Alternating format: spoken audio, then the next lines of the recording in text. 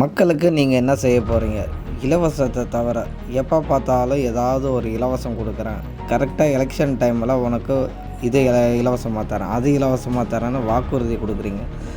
மக்களுக்கு தரமான கல்வி கொடுக்குறீங்களா? நல்ல மருத்துவம் கொடுக்குறீங்களா? பெண்களுக்கு பாதுகாப்பு இருக்கா? நல்ல சாலை வசதி இருக்கா? நல்ல குடிநீர் விநியோகம் பண்ணுறீங்களா? விவசாயிகள் பிரச்சனையை தீர்த்து வச்சுருக்கீங்களா? மீனவர்கள் பாதுகாப்பு பார்த்திங்கன்னா இது வரைக்கும் கொடுத்துருக்கீங்களா? விலைவாசி உயர்வு பார்த்திங்கனாக்கா அப்படியே போயிட்டே இருக்குது, ராக்கெட் வேகத்தில் போயிட்டுருக்கு. பத்தாவதுக்கு தமிழ்நாட்டை பார்த்திங்கன்னா போதைக்கு அடிமையாகி வச்சுருக்கிறீங்க. புதுசாக கட்சி தான் வருதே ஒழிய மக்களுக்கு எந்த ஒரு பலனும் இல்லை.